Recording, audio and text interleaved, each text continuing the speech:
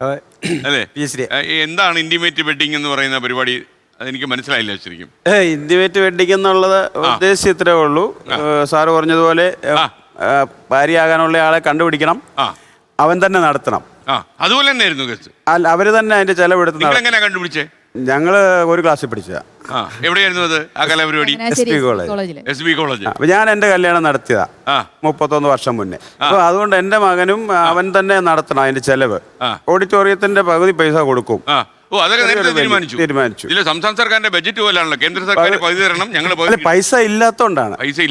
ഉള്ളവര് നടത്തിട്ട് നമുക്ക് പഠിപ്പിക്കുക. അപ്പൊ അങ്ങനെ ഡോക്ടർ കൗൺസിലിംഗ് സൈക്കോളജിയിലാണ് ഞാൻ 30 വർഷമായിട്ട് ജോലി ചെയ്യുന്നത്. എന്റെ വിഷയം അതാണ്. അപ്പൊ അതുമായിട്ട് ഒത്തിരി പേരുടെ ഇത് കണ്ട് മടുത്തു. കാരണം കല്യാണം കഴിഞ്ഞാൽ ആദ്യം ഒരു വർഷത്തിനകം വയറ് കാണാൻ പോകുന്ന ഒരു പരിപാടി ഉണ്ടായിരുന്നു. ഇപ്പൊ കല്യാണം കഴിഞ്ഞ 1 വർഷത്തിനകം ഇപ്പൊ വക്കീലിനെ കാണാനാ പോകുന്നത്. കാരണം ഈ ആർഭാടം എല്ലാം കഴിഞ്ഞിട്ട് ഒന്നിച്ച് ജീവിക്കാൻ പറ്റത്തില്ലാത്ത സാഹചര്യത്തിലേക്ക് നിരവധി പേരിങ്ങനെ വരുമ്പം മനുഷ്യന്റെ ആറ്റിറ്റ്യൂഡ് തന്നെ മാറിപ്പോകുന്നു. ഇതുകൊണ്ട് ജീവിക്കുന്ന ഒത്തിരി പേരുണ്ട്. അത് ഞാൻ പൈസ ഉള്ളവർക്ക് ചെയ്യാം, ഇല്ലാത്തവര് എന്തിനാണ് ഇങ്ങനെ കടം മേടിച്ചിട്ട് ലക്ഷങ്ങൾ മുടക്കുന്നേ? എന്താ ചെയ്യുന്നത്? ഇപ്പം ടീച്ചറായിരുന്നു. അപ്പം ഒരു ട്രെയിനിങ് സെന്റർ കോട്ടയത്ത് ഗിരിദീപം ബഥനി സെൻട്രൽ സ്കൂൾ. അപ്പൊ മക്കള് 3 ആൺകുട്ടികളാണ്. അപ്പം നേരത്തെ പറഞ്ഞിരുന്നു പഠിപ്പിക്കാവുന്നതിന്റെ മാക്സിമം പഠിപ്പിക്കും. പിന്നെ സ്വന്തമായിട്ട് ജോലി കണ്ടെത്തണം, കല്യാണം ആണെങ്കിലും നിങ്ങൾ തന്നെ കണ്ടെത്തണം, നിങ്ങൾ തന്നെ നടത്തണം, ഞങ്ങൾ സപ്പോർട്ട് ചെയ്യും, അങ്ങനെ പറഞ്ഞിരുന്നു. പകുതി പൈസ എന്ന് പറഞ്ഞിരുന്നില്ല, ഓഡിറ്റോറിയത്തിന്റെ പകുതി പൈസ എന്നാ പറഞ്ഞിരുന്നത്.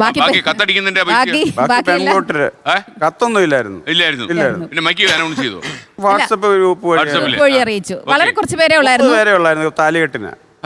ഞങ്ങളുടെ വീട്ടുകാരും അവരുടെ വീട്ടുകാരും മാത്രം ഉള്ളായിരുന്നു താലി കെട്ടി. മോഡൽ കല്യാണമായിട്ട് നമ്മുടെ എത്ര പേര് വന്നു? 2 ആഴ്ച നടത്തി. അറിയില്ല, ഒരുപാട് ആൾക്കാർ, ഒരുപാട് നമ്മൾ അറിയാണ്ട് തന്നെ വന്നതാ. പാർട്ടിയുടെ സംസ്ഥാന സമ്മേളനം പോലായിരുന്നു. ആരെയും ക്ഷണിച്ചതല്ല, ക്ഷണിക്കാതെ വന്നാണ്. അതും കൊള്ളാം. കല്യാണത്തിന് ആരെയും ക്ഷണിക്കുന്നില്ല, ഇഷ്ടമുള്ളവർ വന്ന് കയറി നടത്തിയിട്ട് പോവാ. റിസപ്ഷൻ നടത്തി ചെറിയ രീതിയിൽ ഒരു 10-300 പേര് അവന്റെ കൂട്ടുകാരും ഒക്കെ ആയിട്ട്, ഞങ്ങളുടെ വളരെ അടുത്ത സുഹൃത്തുക്കളുമായിട്ട് 10-300 പേരുടെ ഒരു പരിപാടി. അതും അവനാണ് നടത്തിയത്. നമുക്ക് വീട് പെയിന്റ് വൃത്തിയാക്കുന്ന ഒരു ജോലി മാത്രമേ നമുക്കുണ്ടായിരുന്നുള്ളൂ. അടിച്ചു വൃത്തിയാക്കി. കല്യാണത്തിന് മുമ്പ് കാരണം അടുക്കളയിലൊക്കെ കുറച്ച് പരിപാടികൾ ഉണ്ടായിരുന്നു, അതൊക്കെ ചെയ്ത് വീടൊന്ന് ഭംഗിയാക്കി. അത് മാത്രമാണ് ഞങ്ങൾ ചെയ്തത്. അപ്പൊ അവരുടെ അവസ്ഥ എന്തോ? നിങ്ങൾ കഴിപ്പിച്ചു വിട്ട പാർട്ടികൾ അവര് ദുബായിക്ക് പോയി. കല്യാണം കഴിഞ്ഞാൽ വീട്ടിൽ താമസിക്കാൻ പാടില്ലെന്നായിരുന്നു ഞങ്ങളുടെ നിയമം. അങ്ങനെയുണ്ടോ? ഒരു ദിവസം 2 ദിവസം നിന്നോട്ടെ, ഒറ്റ ദിവസം ഒന്നിച്ചുള്ള ജീവിതം പാടാ. അങ്ങയുടെ അത് ചെയ്തിരുന്നോ വീട്ടുകാര്? ഇല്ല.